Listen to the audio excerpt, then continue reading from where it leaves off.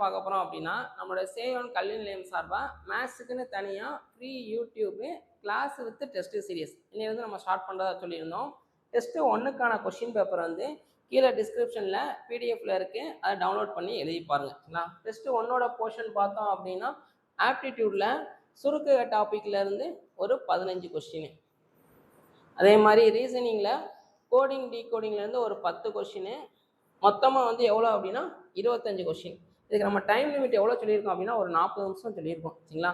So நீங்கள் நல்லா prepare பண்ணியிருந்தீங்க அப்படின்னா 40 நிமிஷத்துக்கு முன்னாடியே நீங்கள் முடிச்சிடலாம். ஓகே, ஒரு 2 அல்லது 3 கொஸ்டின் தான் நம்ம கஷ்டமாக கேட்டிருப்போம்.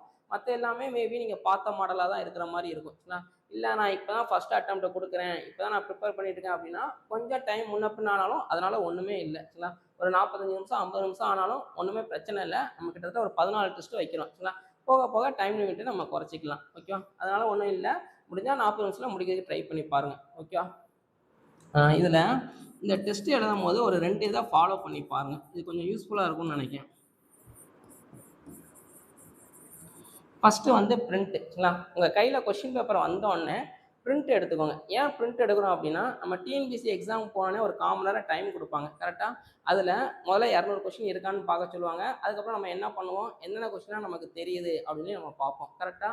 ஸோ மேக்ஸை பொறுத்த வரைக்கும் என்னென்ன கொஷினாக ஃபஸ்ட்டு ஈஸியாக சால்வ் பண்ணலாம் அப்படின்னு நம்ம லைட்டாக நோட் பண்ணி வச்சுக்கணும். சரிங்களா? அது வந்து கொஞ்சம் லைட்டாக ஹெல்ப் பண்ணணும் நமக்கு. அதே பேட்டர்ன் தான் இங்கேயும் நம்ம ஃபாலோ பண்ண போகிறோம். 25 கொஷினில் எந்தெந்த கொஷின்லாம் எனக்கு நல்லா தெரியும், அதை நான் ஃபஸ்ட் அட்டெம்ப்ட்லேயே நான் வந்து சால்வ் பண்ணி முடிச்சிடுவேன் அப்படின்ற கொஷின்லாம் ஃபஸ்ட்டு வேகமாக சால்வ் பண்ணிட்டே வாங்க.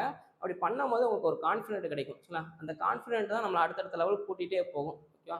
ஸோ அதனால் பிரிண்ட்டு போட்டு எழுதி பாருங்க, இது உங்களுக்கு ரொம்ப யூஸ்ஃபுல்லாக இருக்கும். அதுக்கப்புறம் 80 பேஜஸ் நோட்டு நீங்கள் சால்வ் பண்ணும் போது ஒரு பேப்பரில் சால்வ் பண்ணுவீங்க. கரெக்டாக? ஸோ அந்த பேப்பரில் சால்வ் பண்ணாமல் ஒரு 80 பேஜஸ் நோட்டு வாங்கிக்கோங்க. சரிங்களா?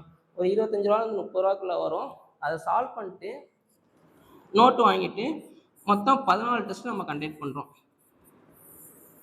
இந்த 14 டெஸ்ட்டும் இந்த நோட்டில் சால்வ் பண்ணுற மாதிரி பார்த்துக்கோங்க. ஏன் அப்படின்னா இப்போ இந்த டெஸ்ட்டு 1 எழுதுறீங்களா, எழுதி முடிச்சோடனே ஈவினிங் வந்து நம்ம டிஸ்கஷன் போடுவோம். டிஸ்கஷன் போடும்போது இதில் இந்த ஒரு கொஷின் தப்பு அப்படின்னா அந்த கொஷின் நம்ம ஏன் தப்பாட்டோம், எந்த இடத்துல நமக்கு வந்து ஸ்டக் ஆகிருக்கு அப்படிங்கிறத நீங்கள் ஐடென்டிஃபை பண்ணலாம். இல்லை அப்படின்னா செல்ஃப் எவாலுவேஷன் பண்ணி பார்க்கலாம். சரிங்களா? இந்த மாதிரி பண்ண நமக்கு மிஸ்டேக் ரெடியூஸ் ஆகிட்டே வரும். சரிங்களா? கண்டிப்பாக இந்த 80 பேஜஸ் நோட் வந்து 14 டெஸ்ட்டுக்கு முடிகிற வரைக்கும் கண்டிப்பாக யூஸ்ஃபுல்லாக இருக்கும். அதனால் தனியாக நோட்டு போட்டு எல்லா டெஸ்ட்டுமே அதில் சால்வ் பண்ணிகிட்டே வாங்க.